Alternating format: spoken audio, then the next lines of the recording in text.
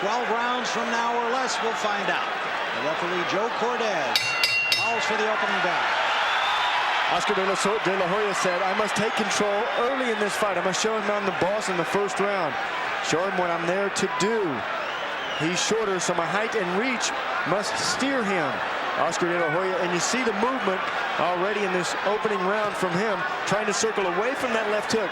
Most of the power of Julio Cesar Chavez is in that left hand. Pull that power away by moving to your left. Julio Cesar Chavez rocking the house. Wants this place to be known as Julio Cesar's Palace. Thousands of people came here from Mexico, crossing the border to come and cheer on the legendary champion. Of course, he has many, many fans among the Hispanic community in this country and around the world. Oscar de la Hoya trying to develop that same following that Chavez has so well earned over 99 professional fights, losing only once. Oh yeah, a lot of respect from both fighters. Chavez describes himself now more relaxed, more defense in his style.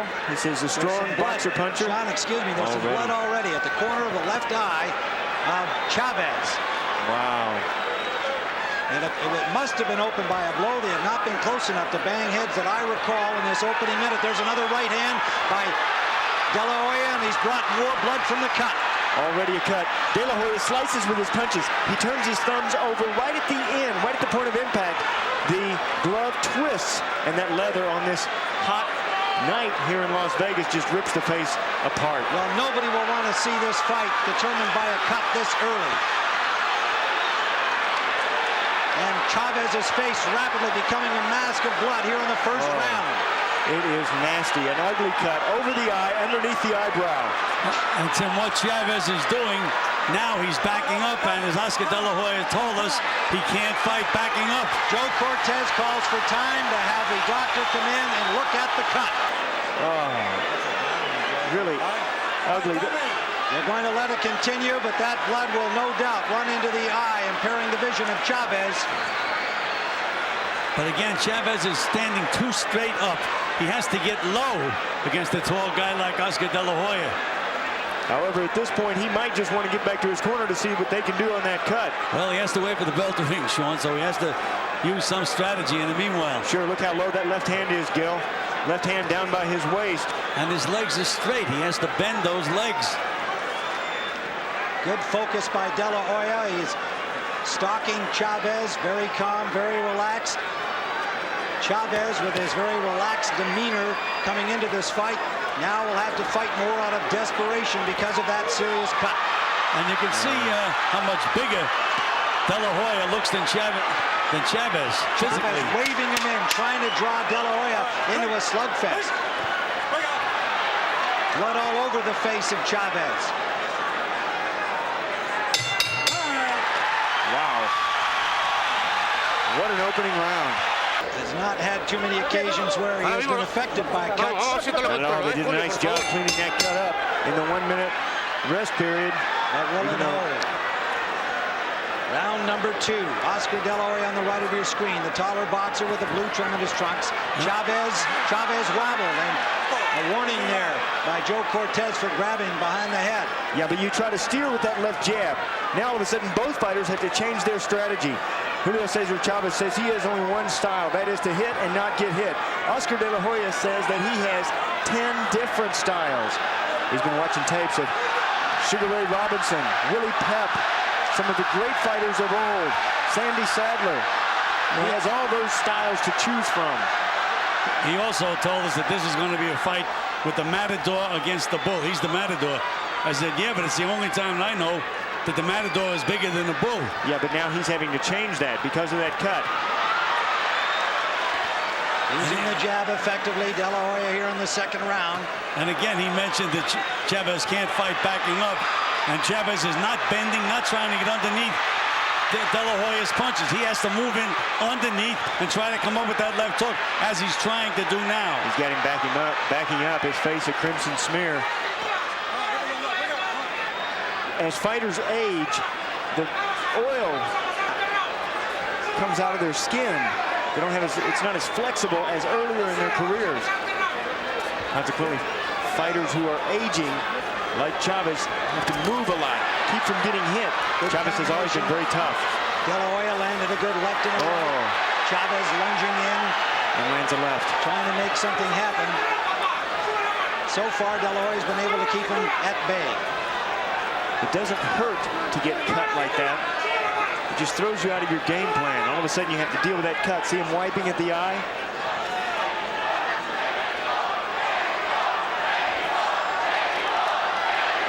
De La Hoya very patient. Well, the referee did not indicate that it was a butt. Otherwise, we may have gone to the scorecards and it would have been a technical draw. Should it be stopped? Should it be stopped? It was a clean, yes, if it was stopped. But it was a clean punch as far as I was concerned. Yes, and that's all we could see in round one, and we'll have a look at it between rounds. What intensity. Tremendous concentration on the part of De La Hoya. Oh, yeah, both fighters. Round number one, Chavez threw 18 punches, landed 6. De La Hoya threw 52, landed 17. And he caught Chavez leaning in with a short chopping left. And again. Oh, look at the head down from De La Hoya. He's taller than most other super lightweights, but he keeps his head so low. He tucks that head down to hide that chin. Chavez, blood. Chavez managed to get a left hand in the last few seconds. And Chavez went to the wrong corner. There's no question that it has affected the attacks of Chavez. Oh, yeah, and it just throws you off your game plan, too. All of a sudden, you have to worry about the cut and about the referee stopping the fight. Julio Cesar Chavez was real upset that Joe Cortez got the assignment for this fight. He said Cortez worked his fight with Frankie Randall and Pernell Whitaker, and he thinks Cortez doesn't like him. De La Hoya has been the busier of the two boxers through 2 rounds, as you can see. We've given the first 2 rounds to him on our scorecard. Well, again, it doesn't seem to me as if Chavez has any game plan at all. He's standing straight up against a much taller opponent where he should get lower. Maybe that will give him an advantage. And now he's trying to box something that he does not do well. You can see De La Hoya extend his arms every time Chavez comes forward, something he told us he would do to try to keep Chavez off him. Well, you know, Tim, he seems so much bigger and stronger than Chavez. And you have to remember the weigh-in was yesterday.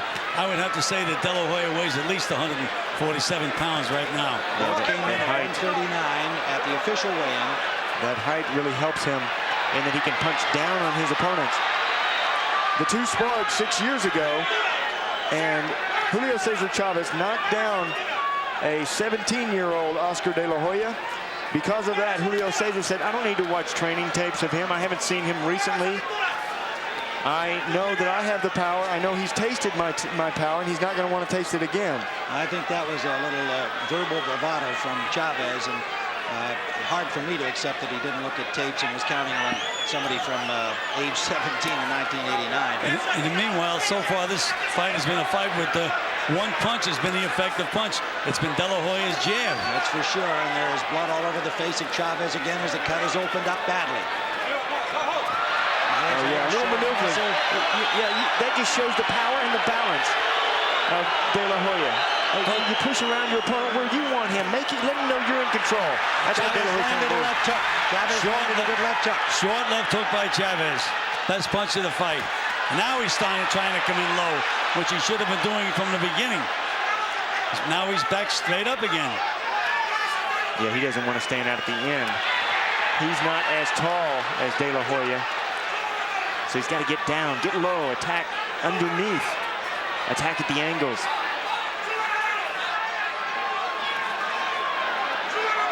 We're in round number 3, scheduled for 12. So far, the blood has not appeared to have been a big factor in his vision, but if it continues to bleed freely, it will be at some point. Well, yes, it will. It takes a little time for that medicine to take hold, Tim, and now it is starting to take hold because it's not bleeding nearly as badly as it had been before. Final seconds of the 3rd round.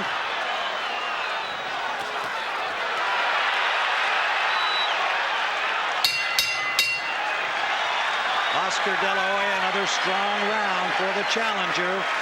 As long as it's not bleeding, they will not stop the fight.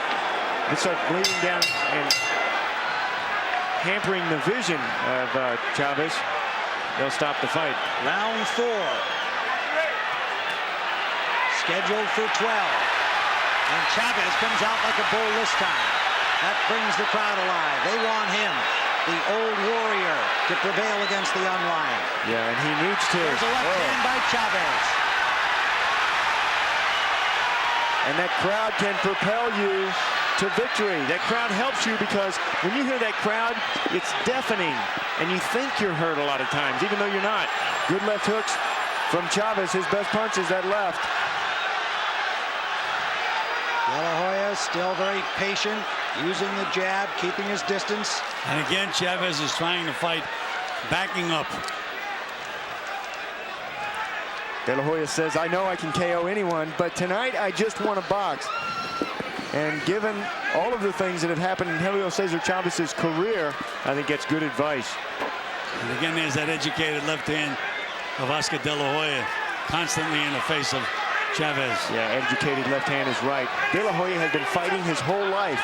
He had hoped to one day be a world champion and be in a fight of this nature. He comes from a boxing family. His grandfather was a boxer, Vincenti. His father, Joel, also was a fighter. And there was De La Hoya catching Chavez. Chavez trying to lunge forward. Yeah, De La Hoya's waiting for him to rush in. And nailed him pretty good.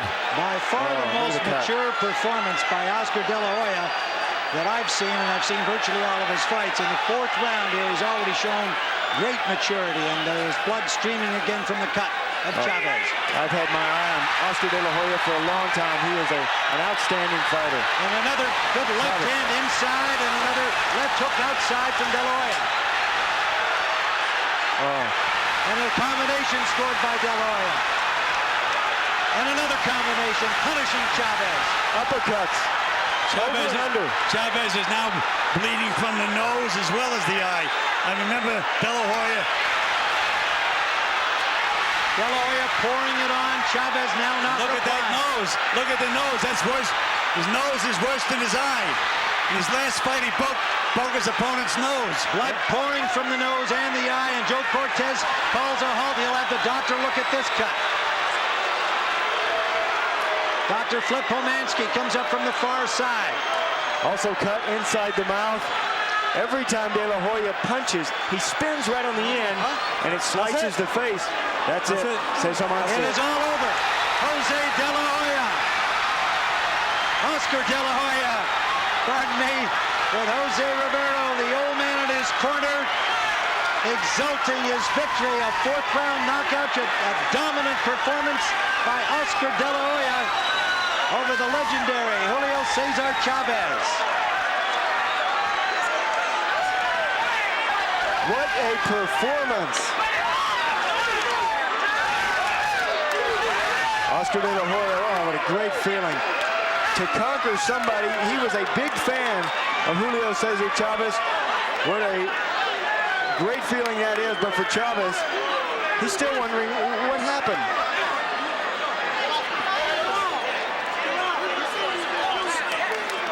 De La Hoya, he gets embraced by his corner people. A lot riding on this fight. A lot of pressure on his back.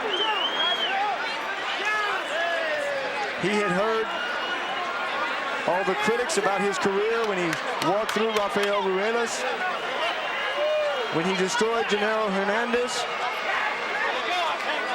Jesse Leja, Daryl Tyson. He broke Hernandez's nose, and from the report I read, he shattered his nose. It was broken in 20 places, and it looked like he did the same thing to Julio Cesar Chavez. Not only his nose, but also his eye, and some blood from inside the mouth of Julio Cesar. Very mature performance by Oscar De La Hoya. Very cool, great concentration, knew exactly what he had to do, really wasn't letting himself take chances. Fought a great fight. And this crowd is stunned, shocked. Here's what happened at the end of the fight. Look at that stiff jab, set up everything. Punishment from Oscar De La Hoya, while Chavez trying to fall in to get inside of that danger zone, that 90% power zone. But then you can see De La Hoya making him reach, stepping to the side. Sharp shooting and then stepping back.